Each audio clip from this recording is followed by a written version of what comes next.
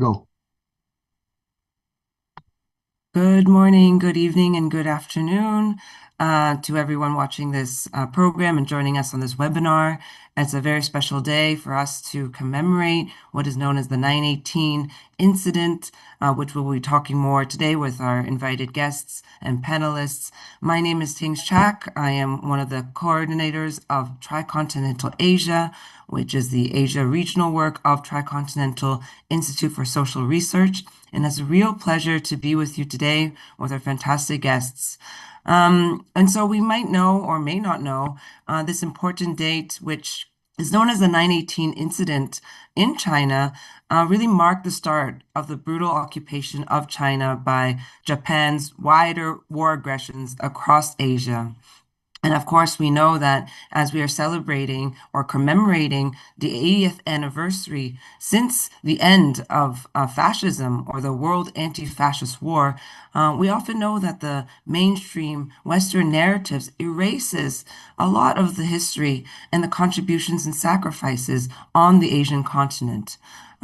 Of course, we know about the 27 million Soviets who died resisting fascism.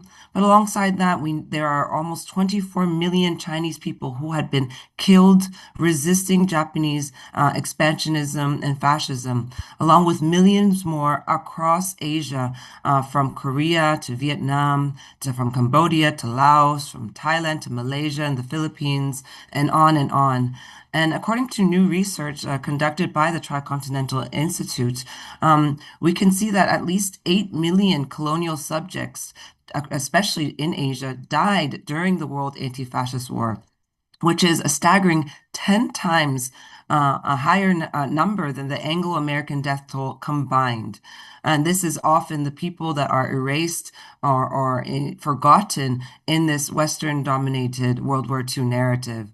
And so for today, as we reflect on this 80 years since the defeat of fascism in 1945, we organized this webinar by Tricontinental Asia together with the Global South Academic Forum to be able to look at this overlooked origin of World War II, and especially centering the experience of Asian peoples and the resistance struggles as essential parts to the global struggle against fascism and imperialism. So today we have four wonderful guests with us. How we'll organize this is to have 10 to 15 minutes each with the four speakers, and then we'll be followed by 30 minutes of question and answer.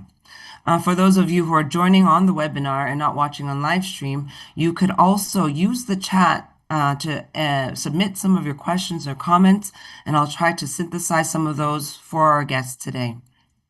So without further ado, I will introduce our first speaker, which is a dear friend and comrade of the Tricontinental Institute. Her name is Professor Lu Xingyu. She is a professor of the School of Communication and Journalism and the president of the International Communication Research Institute at East China Normal University in Shanghai. She is as well as the president of the Global South Academic Forum, who is co-hosting this panel today. Her latest book out in English is called Neoliberalism and Neo-Collective Rural China, A Critique and Prospect, which is out at Palgrave. So, Professor Liu, please go ahead. Many thanks. It's my great pleasure and honor to be here. First, I would like to share two stories. One is about my maternal grandma's family, and then the other is about a Japanese war criminal.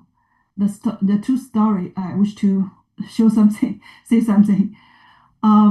Actually, 14 days after the so-called Marco Polo Bridge incident in 1937, my mom was born on July 21, 1967, in Xuancheng, Anhui, which was the major economic hub with the thousand years history.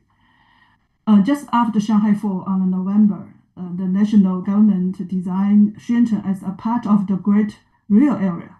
So on the morning of November 22 to 24 or 6, 1947, more than 20 Japanese aircraft bombed the city for for many, many hours. Most of the city's home and shops were destroyed in that period. According to my auntie's recollection memory, when the Japanese planes was bombing, the adults of my grandmom's family all hid under their beds. She had just snatched my mom, who just 2 months old, in squash clothes from her cradle, where the window pane next to it, which was shattered by a blast, showering the cradle with glass. So which means my mom's almost be bombed to death. When the bombing post at noon that day, the whole family, supporting their old and carried the young, where with their little money began their escape as a refugee. They walked 200 kilometers to a little village, which called Zhuwang village in Jingde County, southern Anhui. It was the ancient 1,000 years old village, deep in the mountains at the foot of today very famous Huangshan Range, and it was my grandfather's grandfather's hometown. Today it was a national 4A level a village where you're welcome to visit my grandmother's hometown. It was very beautiful now. But just during this free time, my grandma's milk dried up. As a result, my mom's health was poor, but survived, fortunately. But countless children, like my mom, however, died under the Japanese bombs and massacres. This is why my mom's name is Zhu Yongping, as the family name is Zhu. The village is Zhu Wangcun. His name is Yongping, which means the eternal peace, which is a kind of sentiment shared by the countless ordinary people at that time. So I wish to tell the story from my mom's name, why they called Yongping eternal peace. In Zhuwang village, my grandmom's family had a neighbor, is a lonely old widow, who was always smoking a water pipe. Everyone respected her as called her Grandpa Guada, because the water pipe of the sons of the Guada is Grandpa Guada. Her only son has gone to fight in the war and never come back. Why my mom's passed away, I organized his lefted papers. I found an essence she has written in the memory of Grandpa Guada. We call the Guada Laoye. My grandmother's family story is a reflection of the stories of countless families in China. Every family history in China is connected in one way or another to the national war of resistance. Every inch of China's mountains and rivers holds a story from that war, which constitutes our national memory. This is why this recent military paradigm invoked such a powerful sense of national emotion. The southern Anhui region was a crucial base for the north walls of anti-Japanese advanced detachment of the Chinese Workers' Independence Red Army, the latter the New Force Arms, 新四军. It was also where the southern Anhui incident took place, 皖南事变发生的地方. After the Marco Polo Bridge incident, Mao Zedong delivered a series of speeches arguing that the war of the resistance couldn't be fought by only the army and the government alone. It had to be a war of the whole nation, entire nation. This required political reform within China, a democratic reform of the state and the army that will ensure the unity between the officials and the soldiers and between the military and the people, therefore completing the mobilization of the whole nation. And he said the deepest source of the power of the war lies in the masses. He said the main reason Japan dares to bully us is that Chinese people are in the unorganized state. Once we overcome this shortcoming, we will place the Japanese aggressions before our hundreds of millions of people who had stand up. The army need to be moved from forced conscription to the political mobilization. The arm had to become one with the people so that the people would see it as their own. Such an army would be invisible. This is one story. Another story is account of World War II from Shanghai television correspondent in Japan. Shanghai television's correspondent who tell the story. An old man whose name was is difficult. It's called the Toshiyoshi, something like that. He graduated from the Tokyo Imperial University in 1938, where he studied philosophy, who especially focused on Kant. He joined the North China Air Army in 1942, entered the battlefield of China. His basic training constituted of facing slapping and various forms of corporal punishment designed to destroy a person's self-esteem. Is correct, right? Self-esteem. Those who couldn't endure it or committed suicide. So it was a process of turning a man into a demon. 3 years later, when he began to train a new recruits himself, he was convinced that a corporal punishment was the best form of education, and he was even brutal to them. During one live fire training exercises, they captured 4 Chinese civilians to use them as living targets. One of them, a 16-year-old boy, cried that his mom was waiting for him at home and begged to be released, but he felt no mercy. Instead, he ordered the recruits to charge and violence. Within when these recruits hesitate and stop before them, he pushed them for them to complete this slaughter. After Japan surrounded, he was taken by the Soviet army to Siberia, where he spent 5 years to building the railways. In 1950s, he was transferred to the Fushun War Criminal Management Center for 6 years. He said, "This 6 years was the happiest days of his life. It was there, especially after China's victory in the Korean War, that he began to abandon any wishful thinking and seriously reflection on how he was come to that point. He read a lot of books. He can read books there, and was introduced to the workers of Mao Zedong, such as on new democracy, on practice, and on contradiction. Mao's correct foresight regarding the causes of Chinese Revolution shattered his understanding of the national of Japan's wars of aggression against China.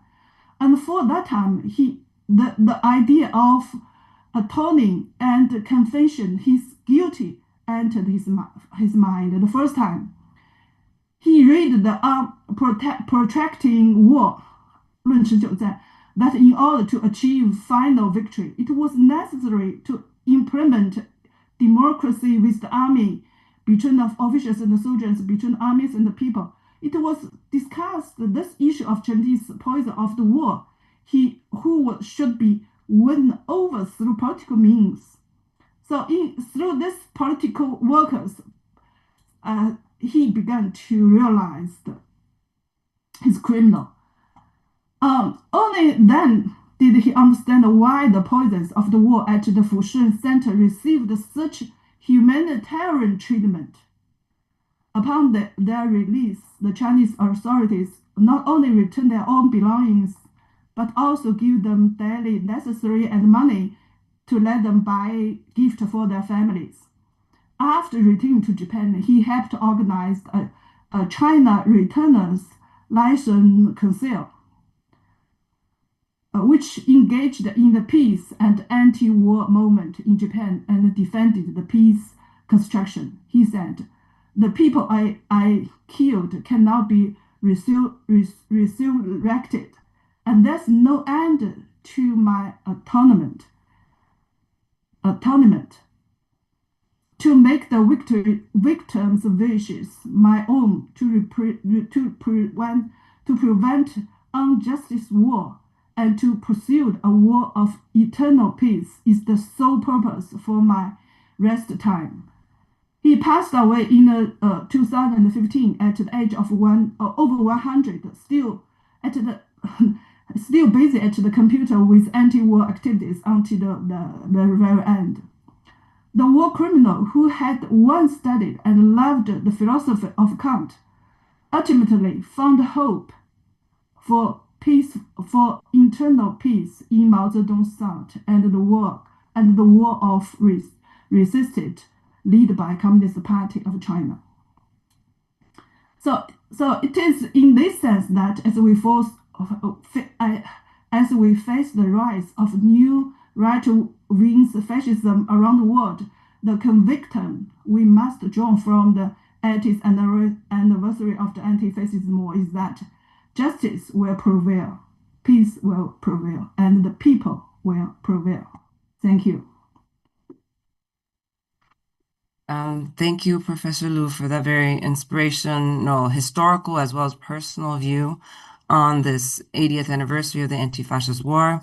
I'd like to take this moment to also highlight that from Tricontinental, together with the Global South Academic Forum that Professor Liu is the president of, we've been monitoring this time when there is an emerging far right of a special type, as we've been calling it, growing militarization and a dangerous new Cold War that's particularly targeting China, but across the Global South. And so this year, together with Tricontinental and the Global South Academic Forum, we are partnering on an annual conference for the Global South, which is focused on this theme, the victory of the world anti-fascist war and the post-war international order, past and future, which will be in November in Shanghai this year. Without delaying too much, I'm going to go to our next speaker, which is Ramon Guillermo, who is the director of the Center for International Studies at the University of the Philippines, Diliman. His current research projects are the textual transmission, dissemination, reception, and translation of ideas and ideologies in Southeast Asia, using techniques and approaches from translation studies and digital humanities. He is a proponent of the development of Philippine and Southeast Asian studies as an autonomous academic communication communities. He has served as the faculty regent at the University of the Philippines and is one of the initiators of the Network in Defense of Historical Truth and Academic Freedom. So I'll pass the word to you, Ramon. Thank you very much. Hello, can you hear me? Is my audio right? All right, thank you for this conversation. I'm looking forward to the other speakers also, but the first one was already so affecting, for me and emotional. So, but I can only talk about tonight in the Philippines, in Manila. I can only talk about some of the events in the Philippines in the 30s, leading up to the Second World War. And I will be referring to some of the conventional histories or the best histories of Philippine radicalism to tell this history. So I'll just begin with the fact that Marxist ideas were already in circulation in the Philippines in the last years of the 19th and the first years of the 20th century after the bloody invasion and stabilization of US colonial rule. So we know that the Philippines was invaded by the United States in the last years of the 19th century. The political slogan, "Workers of the World Unite," from the Communist Manifesto by Marx and Engels, was already certainly well known among the founders of the first Filipino labor union, the Unión Obrera Democrática, in 1902. So our first labor union was in 1902, the Unión Obrera Democrática. And of course, the leaders were well-read individuals who were aware of this very important slogan, "Workers of the world unite." However, the idea of proletarian internationalism was only understood or grasped very abstractly.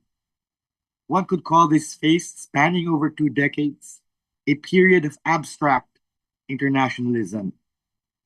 For example, even the most advanced leaders of the labor movement at the time subscribed to the idea that cheaply paid Chinese workers were competing with local Filipino workers and that their immigration should be strictly restricted.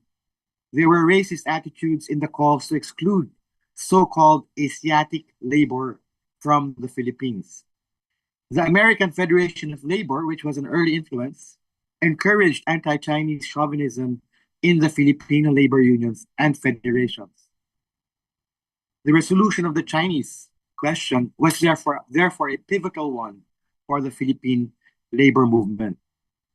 The founding of the Profintern-sponsored Pan-Pacific Trade Union Secretariat, the PPTUS, in 1927 in China, was a very important development. In communication with the PPTUS and its representatives, the more radical members of the largest Philippine labor federation at the time, in the 1920s, the Congreso Obrero de Filipinas, COF, was able to convince its membership to affiliate with the PPTUS in 1927.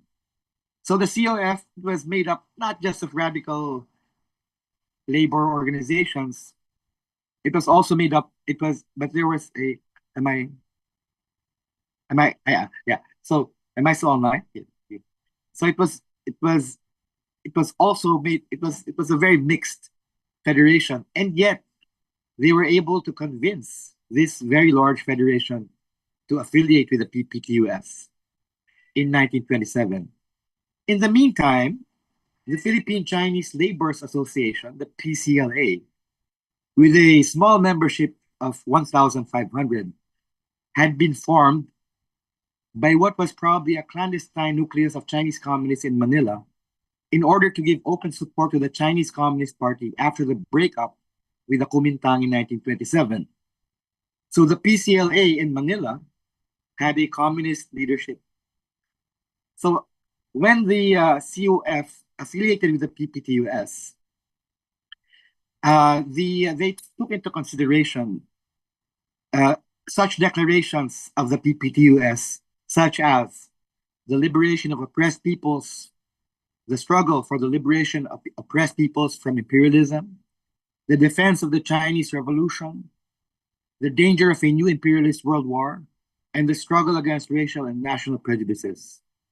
So when the COF became affiliate of the PPTUS, the more radical members of the COF, which was led by Crisanto Evangelista, a very important labor leader in the Philippines, he and his allies called for admitting the PCLA into the COF, the Philippine Chinese Laborers Association, into the Congreso Obrero de Filipinas.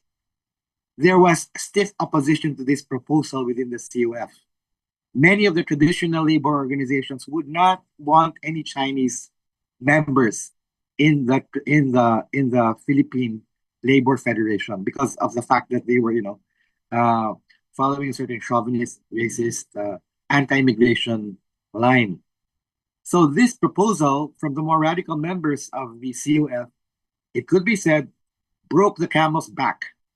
So Evangelista and his comrades had to form another radical labor federation, the Katipunan ng Anak Pawis, the Association of the Sons of the Earth, in 1929, and the PCLA became a member of their new radical federation. They established a Filipino-Chinese United Front and joined in the first Filipino-Chinese joint labor strike in Manila. It was not long after this that the Communist Party of the Philippines, the Partido Comunista ng Pilipinas, was established on November 7, 1930, with Crisanto Evangelista at its head. So there was a huge development, and the establishment of the Communist Party of the Philippines happened partly because of the question of the membership of Chinese laborers in the labor federation.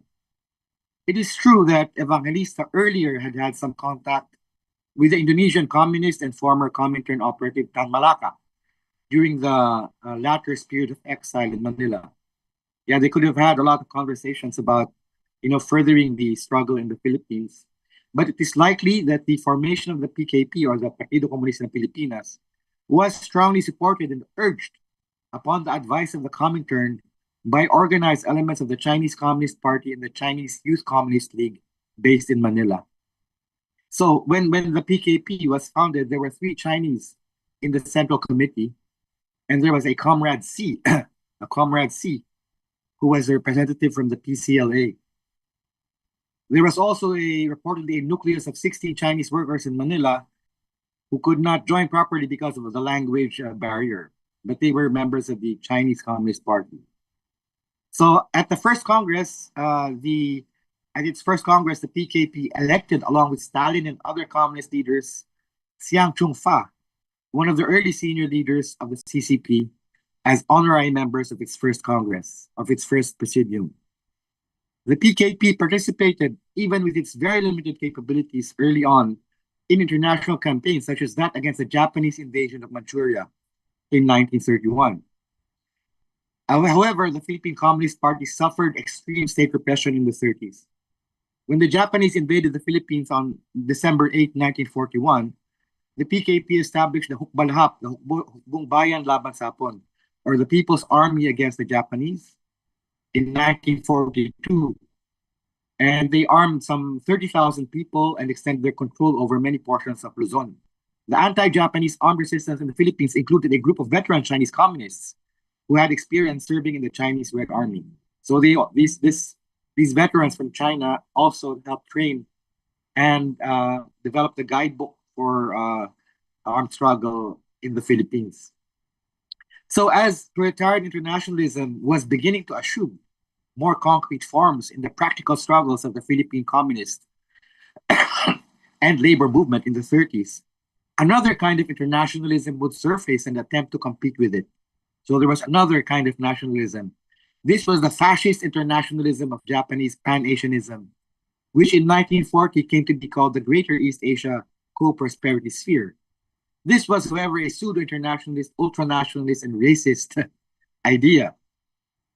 Nevertheless, it drew upon some sources in the more progressive revolutionary Pan-Asianism or Pan-Malayanism, which was a legacy of the 1896 anti-colonial Philippine Revolution against Spain.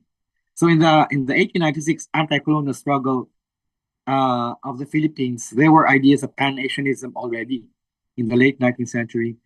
Pan-Malayanism, a brotherhood with the Indonesians and Malaysians to struggle against colonialism in Southeast Asia.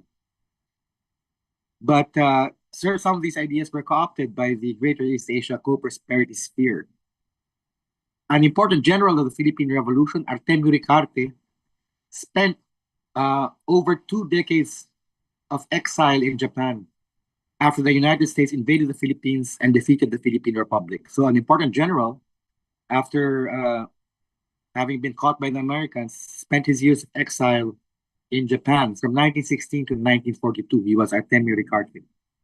Another example was Benigno Ramos, leader of the Sacdalista peasant movement, who had led a failed uprising of thousands of peasants in Luzon in 1935. He escaped to Japan and stayed there in exile until 1938.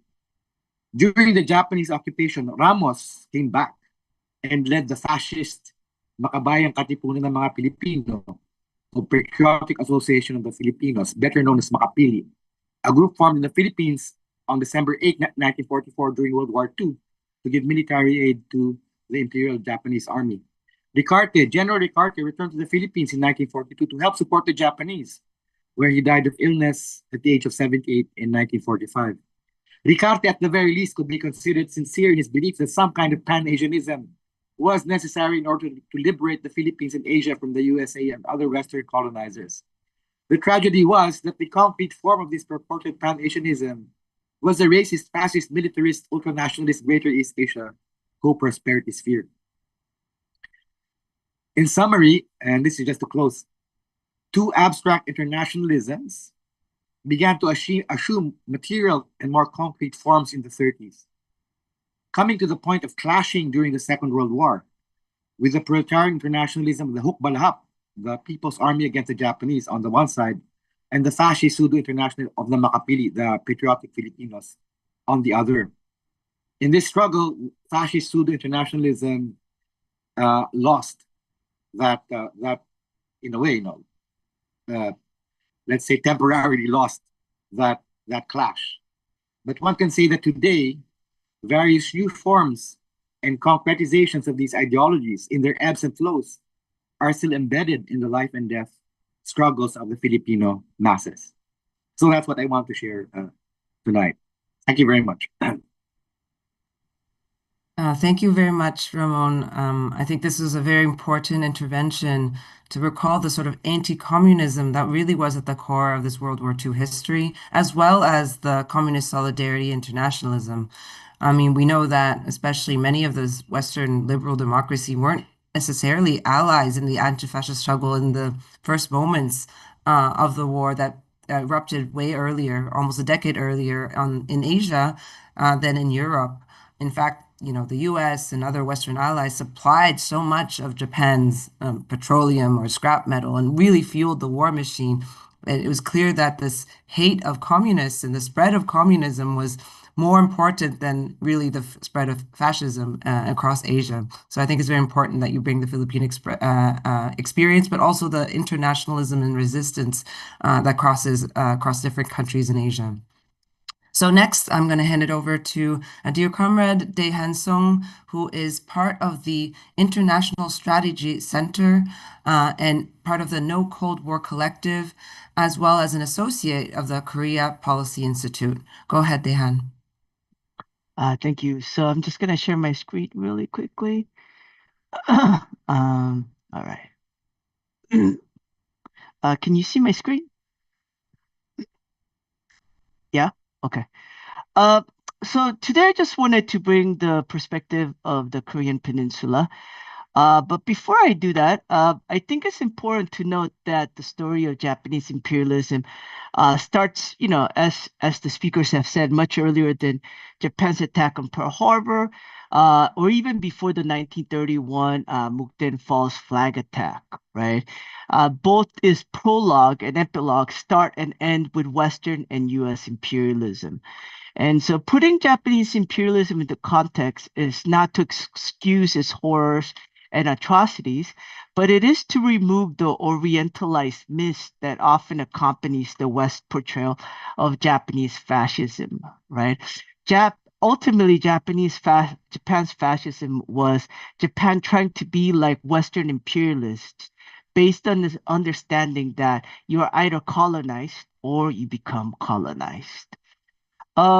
Japan's industrialization under the Meiji Restoration, starting in 1868, was a reaction to the intrusion of the West upon the East. Right, the leading civilization in the region, China, had been brought down to its knees through the West's gunboat diplomacy and imposed unequal treaties. When the U.S. Commodore Perry arrived in Japanese waters with U.S. gunboats and demanded that Japan open up its ports, it triggered a set of events that led to the overthrow of Japan's shogunal system and sparked this modernization. And ultimately, to avoid China's fate, Japan would have to join the club of imperialist powers as an equal, right? Sure enough, as Japan expanded, Western powers started renegotiating the unequal treaties, restoring Japan's autonomy over its tariffs and eliminating the extraterritorial rights of foreigners. And just taking a page from the West's imperialist book, Japan imposed unequal treaty upon its neighbors, starting with the 1876 Treaty of Ganghwa to Korea, which basically forced open Korea's ports and gave the Japanese extraterritorial rights. And so the ensuing deteriorating social conditions gave rise to the Tonghak Peasants' Uprising that sought to bring heaven on earth, right, by destroying Korea's caste system and asserting national sovereignty. And to put down the uprising, the Korean government basically joined hands with the intruding Japanese army, setting in motion Japan's eventual annexation of Korea. And after repression, the surviving members of the Tonghak Uprising, they joined the Righteous Army, which continued fighting until 1910. And following the defeat of the First Sino-Japanese War, Japan annexed Taiwan and exerted greater control over the Korean peninsula. After all, to Japan, Taiwan and Korea were simply launching pads to the rest of the continent. And I think Japan's attempts to copy the West were applauded and encouraged, right? The 1905 Taft-Katsura Agreement between the US and Japan effectively gave Japan the green light to colonize South Korea in exchange for the US colonizing the Philippines. And of course, the Taft-Katsura Agreement was followed by the USA Treaty of 1905 that turned over the authority of the Korean government to shape its own foreign policy to Japan. And from 1910 to 1919, it marked a period of brutal military rule by Japan, right? Like Japanese colonization in Korea was had different stages. And then I think this photo basically speaks 1,000 words, right? This is not the photo of like soldiers or of police officers. This is a photo of a Korean school. And in the middle are two Japanese teachers. They're carrying samurai swords. So you could just imagine how brutal the military dictatorship, colonial rule was by Japan when teachers are carrying samurai swords. Right. And during this time, of course, Koreans resisted occupation in various ways. And one of them was through heroic acts against key figures in government. Right. This is the 1909 assassination of the Japanese Imperial Prime Minister Hirobumi Ito by An Jung-gun. Right. Or the 1932 attempt to kill Emperor Hirohito by Yi Bong-chang. Right. And of course, one key moment of nonviolent resistance was inspired by US President Woodrow Wilson's 1918 14 points, right, which included the point on national self-determination. As the Paris Peace Conference was happening at that time, discussing the peace terms for then the World War I and discussing the sovereignty of various nations, Koreans gathered on March 1st, 1919 to declare their nationhood. Yet, rather than recognition, the Western powers blocked the participation of the Korean delegation. Clearly, Wilson's national self-determination did not apply to the non-white races. While the March 1st movement was brutally repressed, it also led to reforms to Japanese colonial rule, which shifted away to a civilian government and towards forced cultural assimilation in a Korean-based bureaucracy. And of course, the harsh repression of the March 1st movement led to Koreans swelling the ranks of the armed resistance struggle that was happening in Manchuria. And during this time, Japan was also industrializing Korea into an appendage to its empire, right? The brutal working conditions and treatment of Korean workers as second-class citizens sparked various protests and strikes. One of the most famous is the 1929 Wonsan general strike, which spread all across the nation into a broader struggle for national liberation. Furthermore, under the pretext of modernization, the Japanese government implemented various land survey projects, and by the 1930s, the majority of the population had become dispossessed of their land, and 75% of the rural population had become tenant farmers. And of course, when Japan began its all-out mobilization for war in the 1930s, 50 to 60% of the rice produced was taken by Japan. And of course, this sparked continuous struggles by peasants against the Japanese imperial government. With the 1931 Mukden Falls flag operation, Japan starts to undertake full-fledged attempts to colonize Asia, and the war mobilization was particularly brutal on Koreans. From 1939 to 1945, there were 1.05 million Koreans that were taken to coal mines or factories as Japanese forced labor. And perhaps in one of its worst excesses, from 1932 to 1945, hundreds of thousands of Korean women were taken around Asia and turned into sexual slaves for the Japanese Imperial Army. And I think a central protagonist in the epilogue to Japan's imperialism in Korea is the United States. After arbitrarily dividing the Korean peninsula in two, the U.S. military government uh, placed back into power the families that had collaborated with the Japanese. And to this day in South Korea, the descendants of those that collaborated with the Japanese live in privilege, while those of independence fighters live in poverty, right? South Korea remains a society where the progeny of those that sold their country to the Japanese are rewarded, while the progeny of those that sacrificed for independence are punished. And of course, this topsy-turvy world where the villain became the hero and the hero became the villain was a result of U.S. policy that chose to gloss over Japanese colonialism in order to quickly prop it up as a bulwark against communism. And this started with the 1951 San Francisco Peace Treaty, in which the worst victims of Japanese colonialism were effectively excluded, right? South and North Korea, China, and Taiwan, they were not part of this peace negotiation. I think Kishi Nobusuke, who was known as the monster of the Showa era, and he was the one in charge of Mansuchuku that led the brutal industrialization of it. And yet, after the U.S. pivot towards propping up Japan, the CIA basically facilitated the reemergence of those that had led the imperialist government by funding the Liberal Democratic Party. And instead of being tried for war crimes, Nobusuke continued his political career, becoming prime minister of Japan from 1957 to 1960. And sitting on his lap is his grandson, the late Abe Shinzo, who would of course also become prime minister of Japan.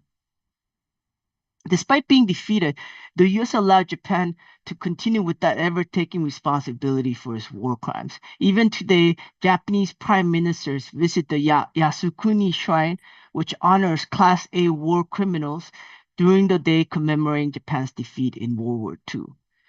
So today, the struggles to hold Japan accountable for its imperialist past continue.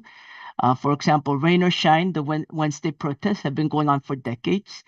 They happen in front of the Japanese embassy by the surviving comfort women. They are calling for acknowledgement and justice from the Japanese government. And of course, there's the continuing struggle to get fair compensation for Korean forced labor.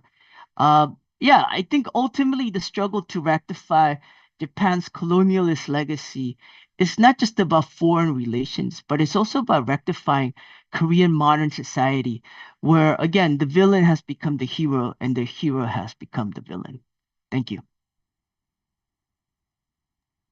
Thank you very much, Dehan, for that important presentation. I know that here at Tricontinental, we often talk about this battle of ideas that we're engaging in, which of course is also a battle over historical memory.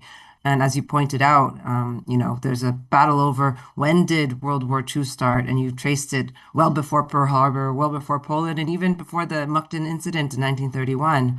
In addition to that, it's who won World War II, who made the bulk of the sacrifices, who formed the bulk of the organized resistance against fascism. And as we're seeing across the world, in many, many polls, there are young people, not only in the global north, but elsewhere as well, who really believe that it was the US who contributed the most to winning the World War II history. And it's in this intentional rewriting of history that requires us to revisit, recover, and rectify, as you say, the history and center the Asian people's struggles against fascism, which is something that is still in an unfinished process of rectifying that history. Speaking of history, I'm going to introduce our final panelist here, who probably doesn't need an introduction, but it's Vijay Prashad, who is an Indian historian, journalist, and author of over 40 books. It's probably increased since this bio was written. Vijay is the executive director of the Tricontinental Institute for Social Research, the chief correspondent for Globetrotter, and the chief editor of Leftward Books. Go ahead, Vijay. It's great to be here with Ramon, with Professor Liu, with Dehan, and of course with you, Tings. This is a very important subject, and I'm glad we're weighing in into this subject. Of course, as we speak, I'm sitting 100 miles north of the Zionist state of Israel, where a genocide is being conducted against the Palestinians. Live and direct, a war, not even a war really, a genocide. A war has not such an asymmetrical contest. About 12 years ago, maybe 11 years ago, I visited the Commonwealth Graves Cemetery. That's what it's called, or the Commonwealth War Cemetery, depending how you translate the Arabic, in Gaza. This is a cemetery that's, not far from the center of Gaza, where there are graves that go back to the Great War, World War I, when, in fact, British troops came in from the south, took Gaza City, pivoted around, and then seized Jerusalem from the Ottomans. What's often not said, of course, is that when books talk about Allenby taking Jerusalem, all the troops were Indian, and they made up the bulk of those who were the graves in the Gaza Commonwealth War cemetery in Gaza. Well, it's not just from the First World War, the Great War as it was called, but the Second World War as well. Large number of Indian soldiers fought in the Second World War in North Africa under the command of Edwin Montgomery, Field Marshal Montgomery, in his battles against Erwin Rommel in Tobruk, in El Alamein, and also in Gaza, where there are graves for Indian soldiers who died in the Second World War. There are, of course, also graves of Indian soldiers who died as peacekeepers after the Nakba of 1948, going all the way out till when the UN peacekeepers were removed from Gaza in 1967. So for that period of almost 20 years, there were Indian soldiers in Gaza, and their graves are there in the Gaza War Cemetery. Tings is right. Dehan is right. Professor Liu is right. Ramon is right. We ignore the soldiers, the people, the civilians as well, who were casualties of that second great war, the Second World War. A war, if you watch Hollywood films, appears to be fought by young farm boys from Iowa, played by, Tom Hanks and other people who look just like him. In fact, if you take the war seriously, you'll see soldiers from so-called French West Africa. Osman Sembene's terrific film, Camp at Thiore, captures the plight of West African soldiers who went and fought in that war. My grandfather was there in Italy. Two of my uncles died off the coast of Spain, torpedoed as they went in a ship to go and join the battle in France. Family members fought in the Burma campaign, 1942 to 45, against Japanese militarism in Burma. There were 2.5 million Indian soldiers conscripted to fight World War II. By the way, they were paid much lower salaries than those who came from England and from the white colonies, from South Africa, from Australia, from Canada, and so on, paid much higher rates than the Indian soldiers. We say that 87,000 Indian soldiers died in the war. It's a much reduced number than what I think is the reality. I'm going to come back to that in a minute. But I want to go over the civilian cost of the war. And I want to make, in fact, two important points about the economics of the war on Southern Asia. The first point is on forced resource extraction. The British diverted food, particularly rice, but also wheat, from the Indian markets to feed soldiers around the world, not just in the campaigns in Southeast Asia or the campaigns in North Africa, but also to feed the United Kingdom. They also shifted cropping patterns in India from food crops to crops essential to the war effort, which included sisal or jute, necessary for sacks and so on, necessary for the war effort. This reduced food consumption in India. There was a denial policy, a forced removal of food, and in areas that the British felt where the Japanese advances were happening very quickly, particularly in Burma, there was a scorched earth policy. They burnt the farms.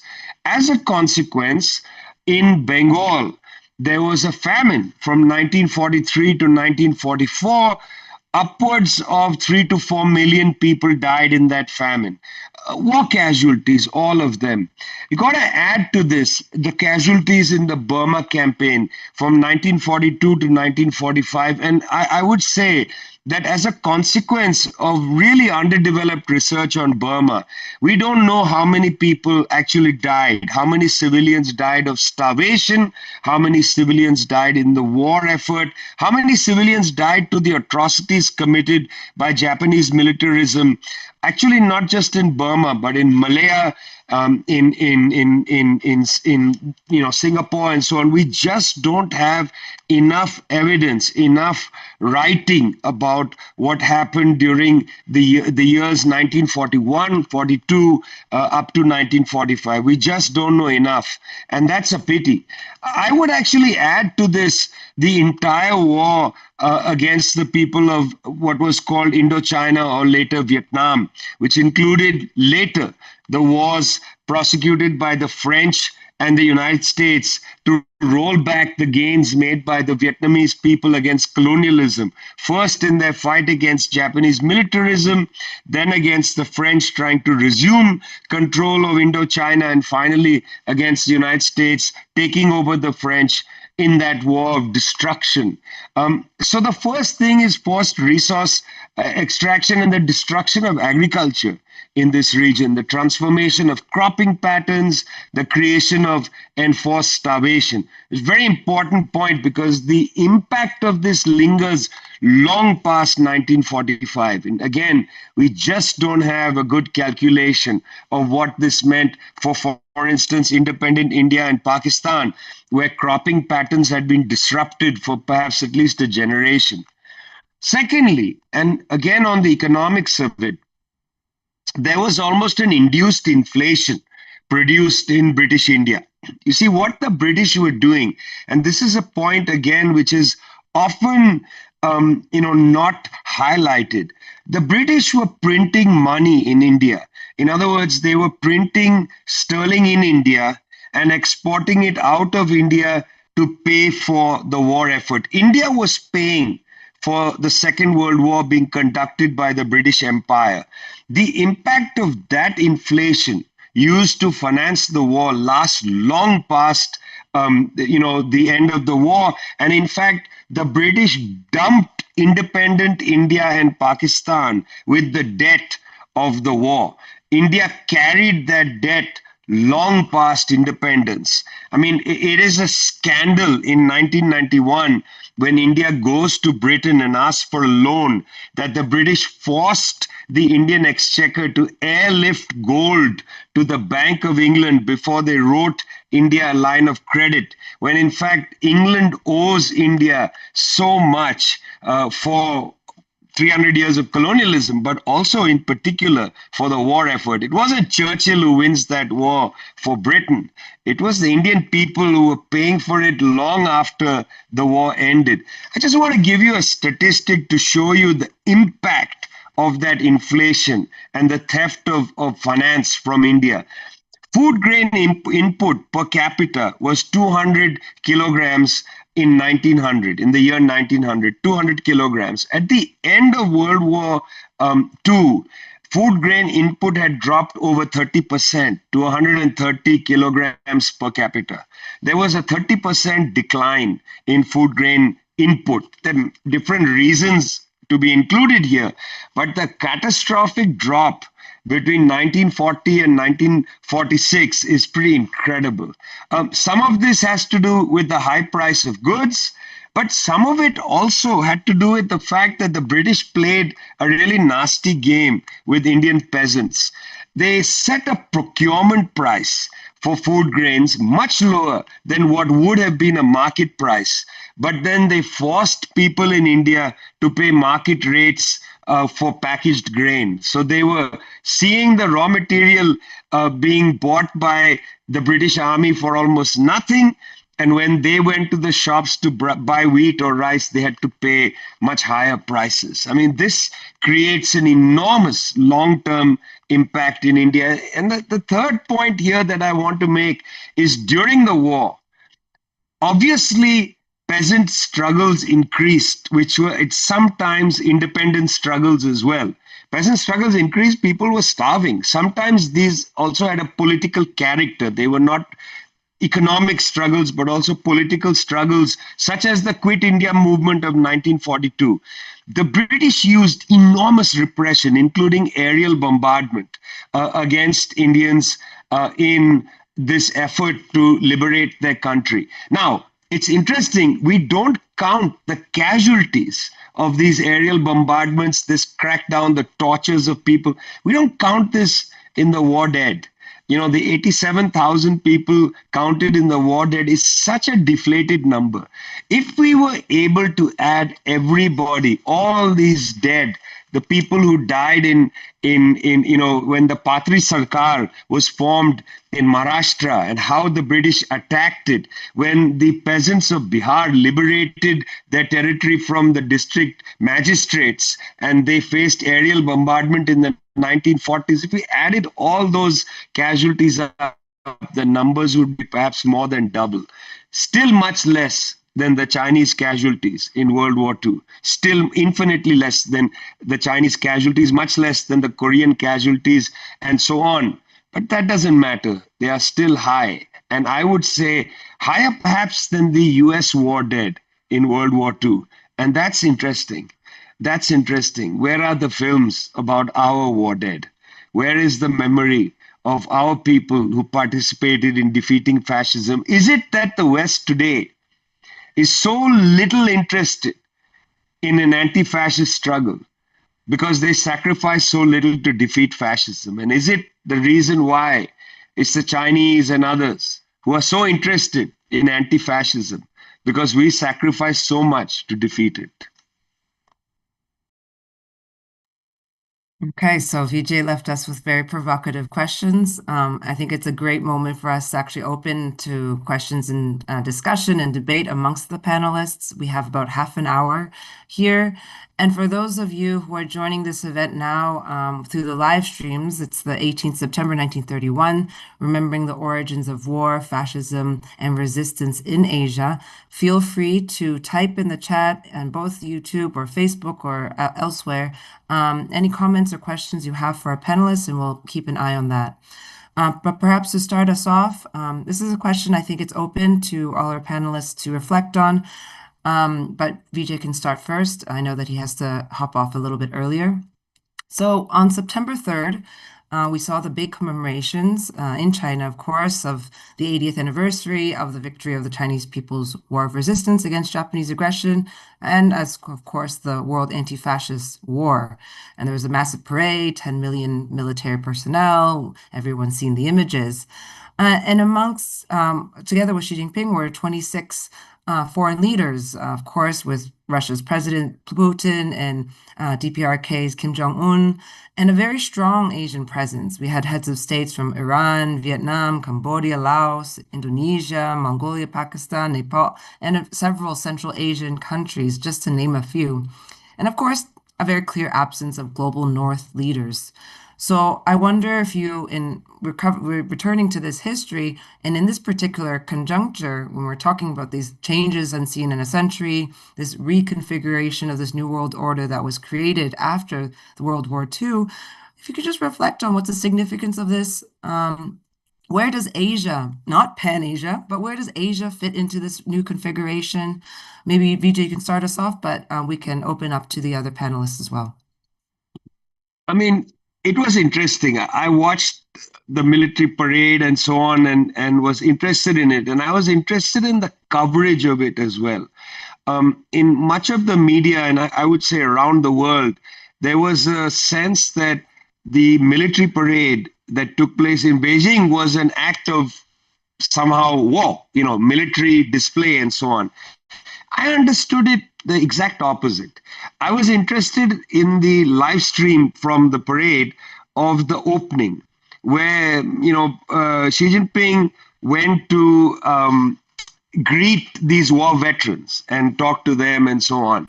And I found the moment of tenderness in that. But what interested me was, you see, if we agree that there are 50 million, maybe more people killed between the Soviet citizens and the Chinese communists and other Chinese patriots who died fighting fascism, if we agree with the number, roughly agree with that, that's a big number.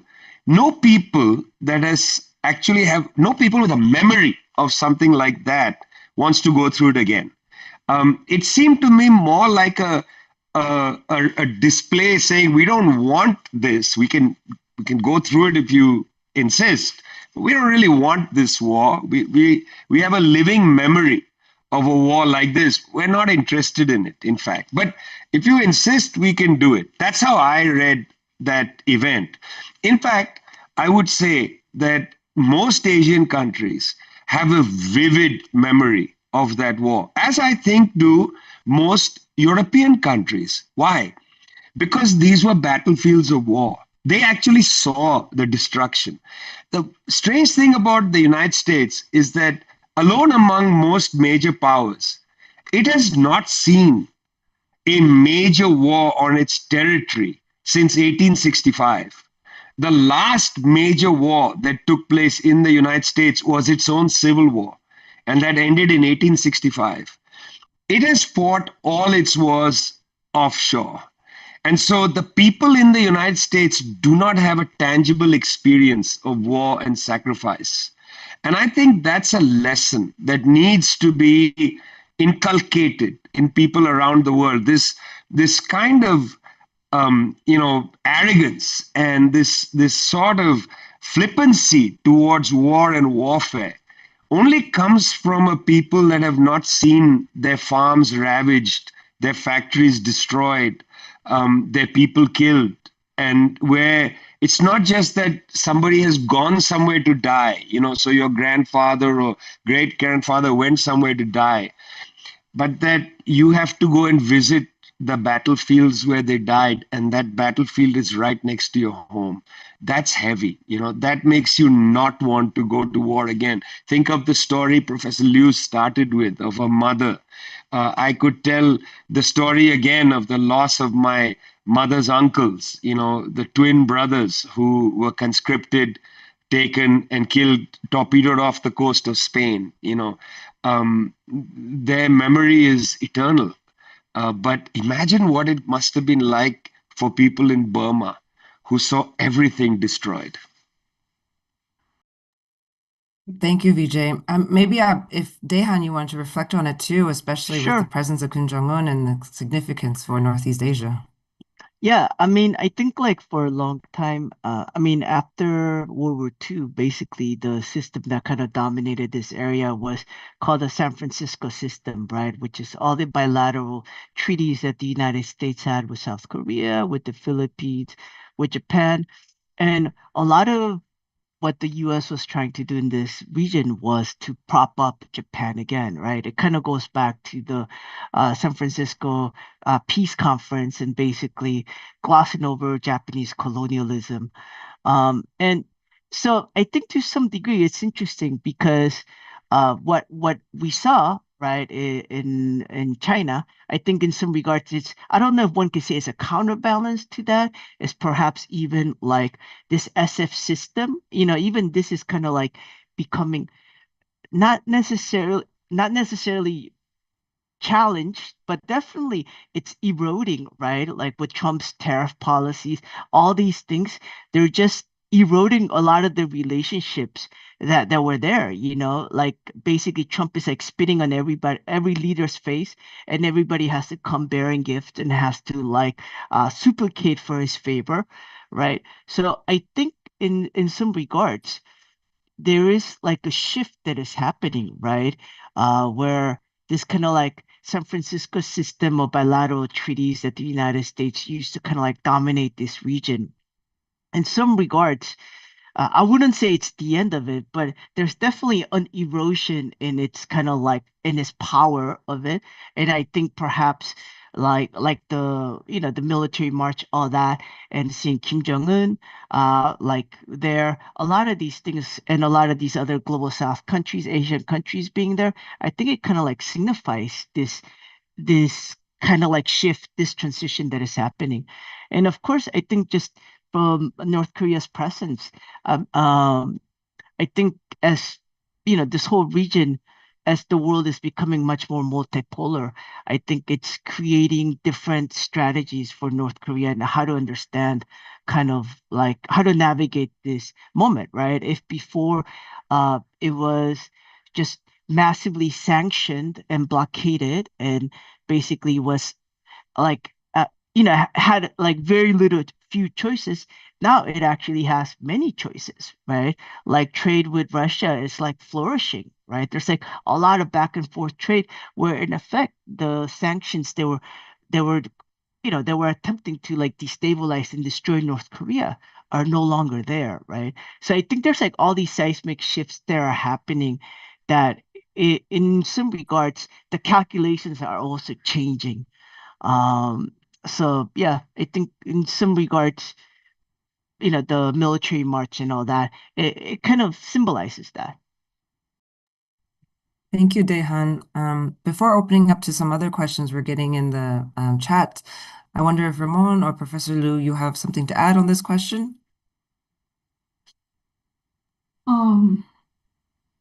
Okay. Normally we think China should be the determination of the world peace protection. But before that, we think this is ideal. But after the portray, we think we let the world know, yeah, including Chinese people know that China has the capacity and the determination to protect world peace, especially after the 80s, the 80s construction of the China's modernization. This period, we experience we explore the kind of the realistic way to fulfill the socialism, which means the socialism after World War II, the socialism again become a kind of the hope for the world peace protection. So that's very important for the global south. So this is why I think the global south, the leaders of the global south appeared in the Tiananmen Square, which means a kind of the new world order has been beyond the one the old hegemony.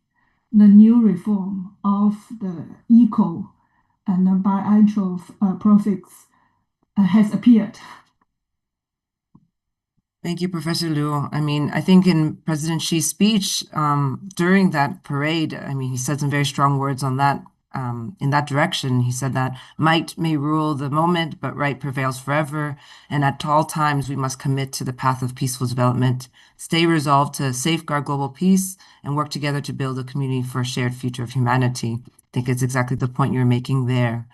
We've gotten several questions from participants who are watching our panel today.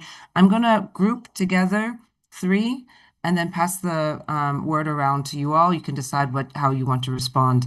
So the first is, does the lack of interest in World War II history in the West show that the West are actively getting ready to take off their mask and go fully fascist in the coming years? The second question is, can fascism be separated from private ownership in the form of private corporatism that finance state power to align with its own interests? And the third question in this block is, given the trade war launched by Trump 2.0, is there more space for cooperation in Asia today? Maybe I'll first pass the word to Ramon, and then other speakers can chime in.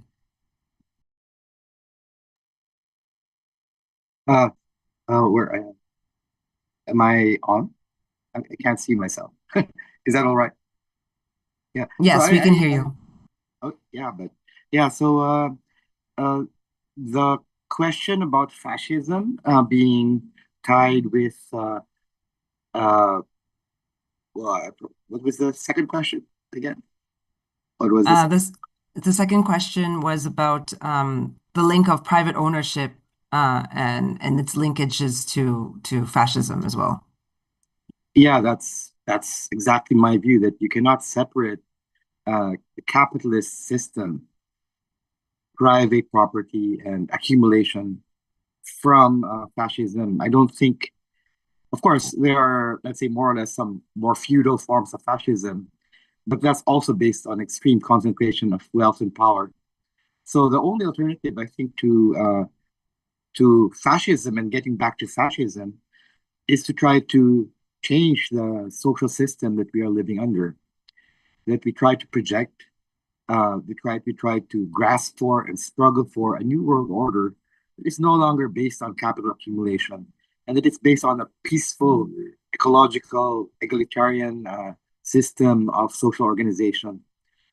Otherwise, I think we will just continue going back to fascism and the wars that it engenders.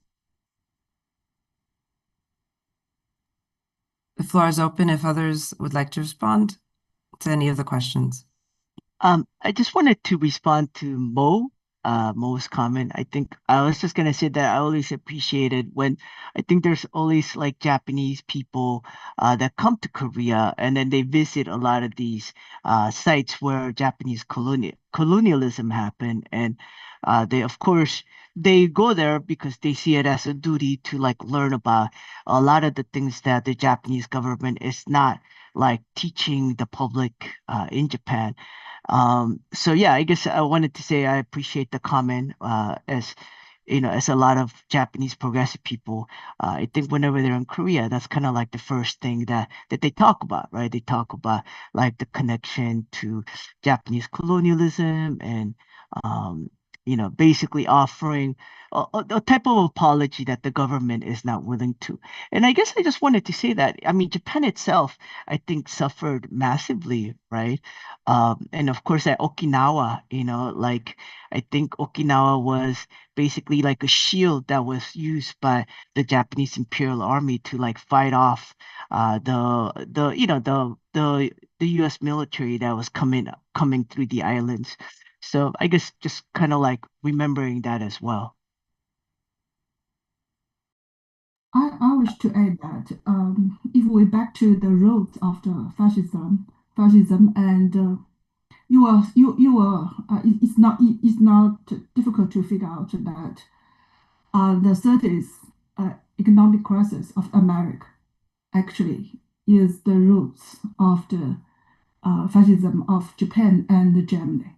So in that way, the capitalism, the crisis, economic crisis, is the roots of the war, especially the World War. So in that way, why the Japanese people, even the working class, all supported the fascism immigration, fascism. So that's the question. So how to, especially in today's, the right wing's populism also arised based on economic crisis around the world. So in that way, how to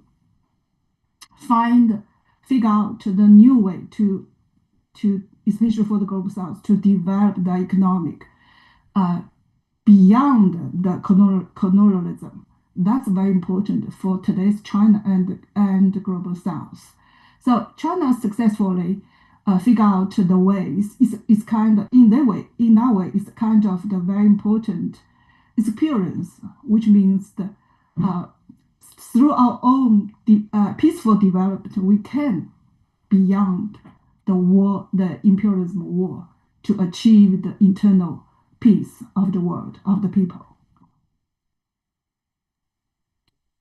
I'll pass the word. Thank you, Professor Liu, to Vijay, especially if you have any final comments, and then we'll do one more round of questions for Dehan, Ramon, and Professor Liu who'll stay on. Yes, I mean, my feeling is that there is, of course, an association between the history of something as atrocious as fascism and as wonderful as the anti-fascist struggle. There is an association between that history and how the present moves forward. I mean, take the case of Spain. After the death of General Franco, the fascist dictator, there was a glorification of Franquismo. They built an enormous memorial to him and so on. And then when the tide began to turn in Spain, it became more difficult to continue that memorialization of fascism. We are in a period in Spain now of silence.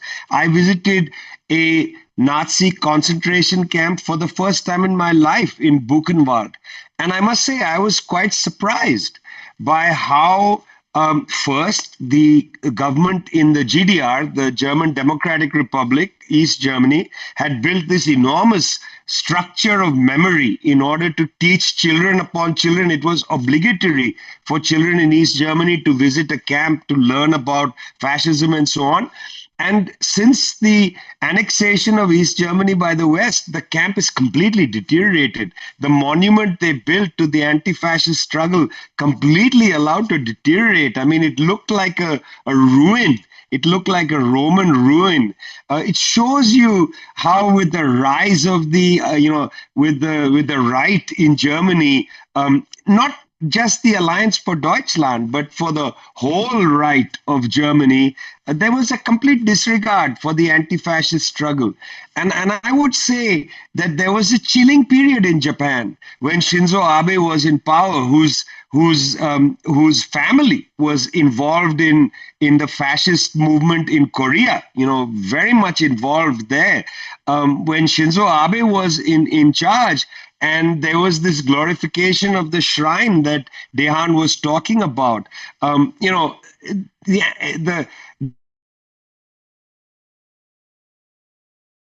The commemoration of fascism as a positive force, that will teach people the values that are needed for today. If we're going to live in a society where we are not positively commemorating the anti-fascist struggle, I don't know where we go as a civilization forward. So I very much hope that this webinar, some of our publications, the Global South Academic Forum Conference in Shanghai in November, I very much hope all of this is going to contribute in some small way to lift up the memory of anti-fascism in order to basically save the guts of our civilization. Thank you, Vijay. I know you have to run, but we really appreciate your time with us. We can continue on for a final round of questions with the remaining panelists. So here we have a couple of questions. How can Global South alliances design a decolonial program for justice regarding this 1931 to 1945 historical arc, looking at questions of reparations or even access to archives, in order to build a peace-oriented East Asia, Africa, Latin American solidarity, especially when we're looking at this increased Western delegitimization of this history? So that's one question. There is two questions more about fascism. One is to ask if fascism today is stronger than it was during the World War II in Asia, Europe, USA, etc. And then in addition to this is how do we mobilize the working class people on the side of the fascist struggle today, pointing to things like massive anti-immigration protests in London. How do we deal with that working class solidarity? So maybe I'll pass the floor. If whoever wants to speak, please go ahead. I could take the question. I think it was maybe from an African comrade, like the question about how to decolonize the memory and whatnot. I mean, I think the way to decolonize the memory is through exchanges like this, because all the history is there, in each of the countries in the progressive movements. The histories are there, like whether uh they've been written down or whether they've been passed down, like, generation to generation, through the movement. They're there and they just need to be excavated. And like even the presentation that I did, it's not particularly like the conventional understanding of like what was happening in Korea. It's like a social movement perspective. It's a perspective of people that that see themselves as part of a continuum of this struggle, right? So I think history is understood in it, perhaps uh, in a different manner, I guess, if you are somebody trying to make history. And I think in that regard, like having exchanges like this, I think is always like a really good beginning, as well as just, I guess, writing as much as possible about these histories so that people do have different perspectives. Absolutely. I think having events like this and your interventions and is building our collective memory and bringing together this different Asian perspectives, which will hopefully be able to publish something from this discussion as well. I wonder if Professor Liu or Ramon, you have something to add on, and you can also add, I think, in responding to these questions, any final comments you might want to have as we're wrapping up this event today.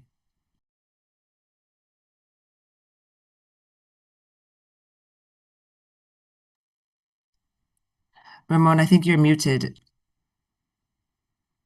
So maybe I can add something. Right. So maybe this is not exactly an answer to that question, but it's related. When we talk about the memory of the Second World War in Southeast Asia and Japan's very violent invasion, we always remember our experiences, whereas Japan refuses to remember, refuses to teach this history to its youth. It denies what it did in the Second World War, and I think that's a very big that plays a big role in why Japan is today is still behaving in this way. That it is not that its youth, that the generations after the Second World War have not learned adequately about their own history. And there's big resistance within Japan itself to teach this history to the Japanese youth. And this plays a role in this kind of continuing problem in Southeast Asian relations with Japan.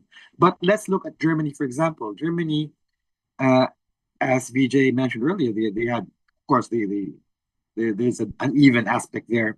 But in general, they tried to deal with the Nazi past, tried to discuss and always memorialize the Holocaust every chance that they get, also in schools, to teach the Holocaust.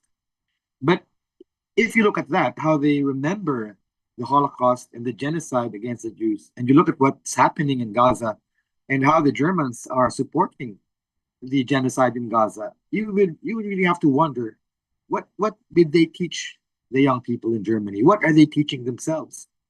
If they're memorializing the Holocaust endlessly and repeating it endlessly, and then they participate, they are complicit in the contemporary genocide. What have they really learned? When they say that never again, what never again do they mean?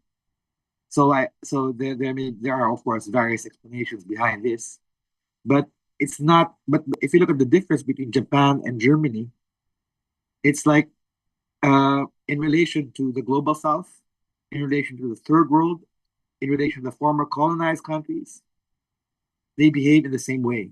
regardless of the difference in the different way of dealing with their past in the Second World War. So um, that's one thing that we should also take into account when you talk about memorializing and remembering the Second World War.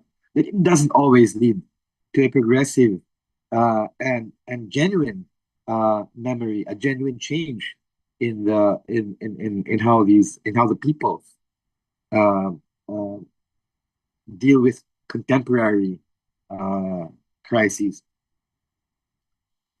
Thank you, Ramon. I mean, I think it's a really important point, this refusal, as you're mentioning, around Japan to teach us history, not only to its people, but recognize it on an international stage adequately, is not only a question of Japan's alone, as many of your interventions have already mentioned. You know, it's supported by the Western powers as a direct continuation of the geopolitical divisions that were established in 1951 with the Treaty of San Francisco, which we've talked about, which really established Japan as a permanent military base in this anti-communist bulwark, really. And so when we understand this refusal of Western leaders, say, to commemorate alongside leaders of China or Russia or others in Asia, it's a continuation of this old Cold War logic into this new Cold War logic. And this battle over history is very essential. I want to pass the word to Professor Lu Xingyu if you have any comments and also closing remarks from your end.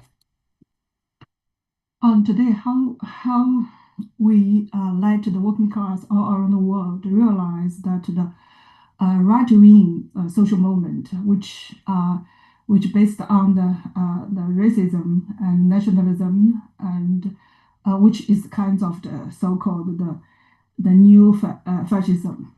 So they detect the new fascism as a kind of the protection of their own profits, but the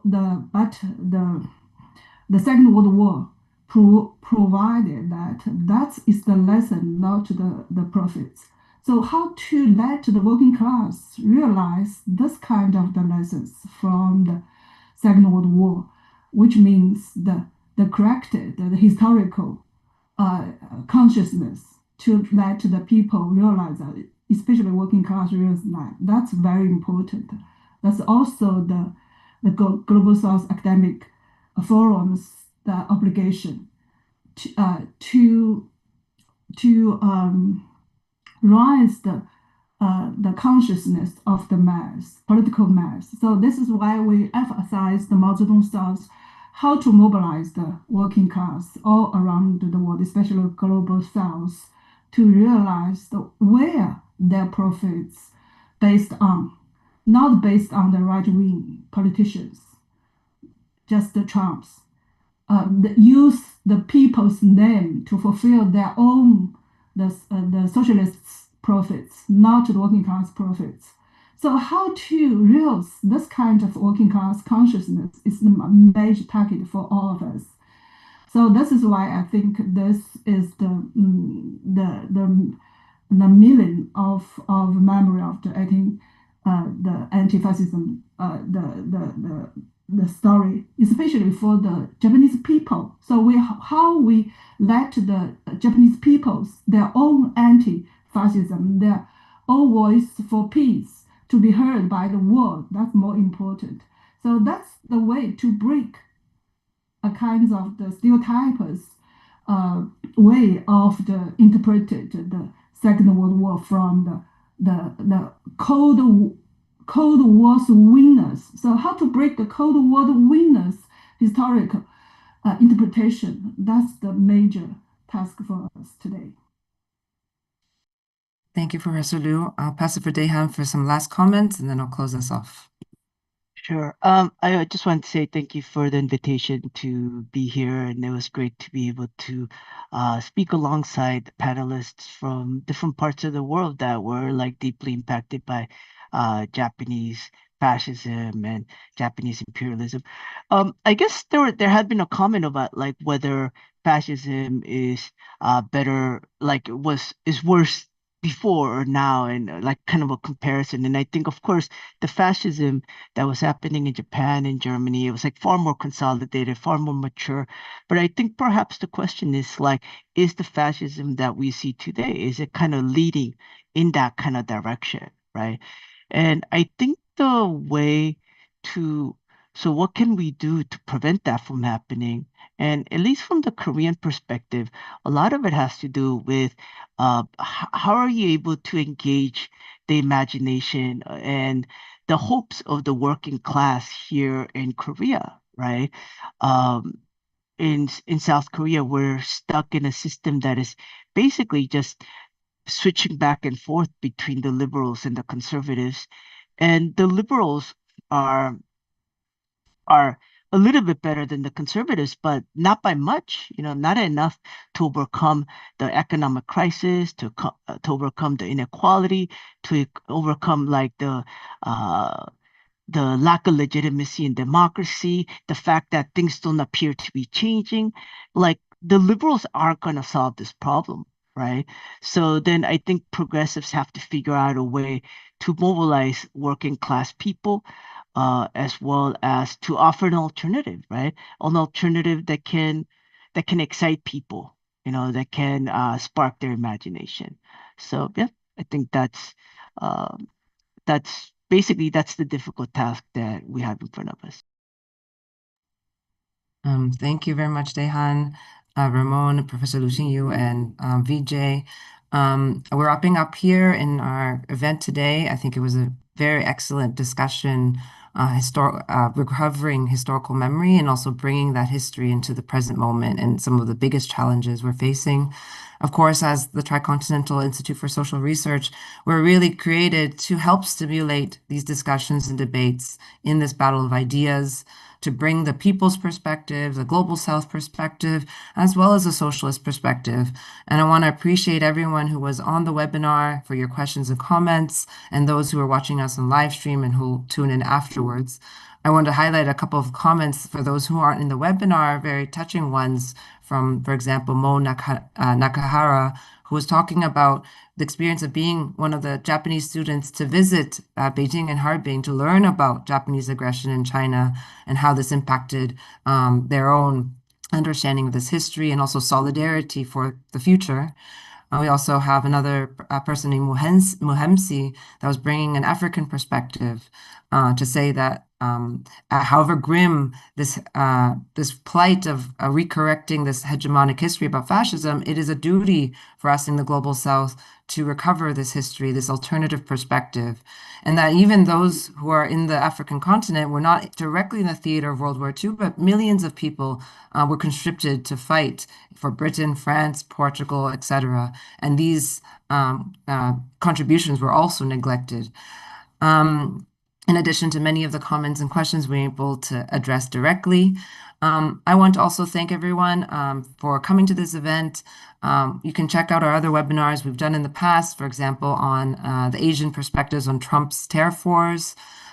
Please do sign up to our Tricontinental Asia newsletter. Our latest one, co-written by myself and Shiran, is particular about this history and the Asian perspective. We also have publications called the Tricontinental Interventions, Conjunctural Analyses of Asia, as well as a journal called Wenhua Zonghang, a journal on contemporary Chinese thought. So please go to our website to check out all this Asian content that we produce. And maybe to close us off, I'm going to share a short poem, a poem by, excuse my Korean pronunciation, but Yoon Dong-ju, who was a Korean poet born in Northeast China. And a lot of his work inspired the Korea's independence movement against Japanese colonialism and imperialism. And before his death in a Japanese prison, he wrote this: "Until the day I die, I long to have no speck of shame when I gaze up toward heaven. So I have tormented myself, even when the wind stirs and leaves, with a heart that sings the stars. I will love all dying things, and I will walk the way that has been given to me. Tonight, again, the wind brushes the stars." So in that spirit, thank you very much, and hope we can continue this debate and discussion on behalf of Tricontinental Institute for Social Research.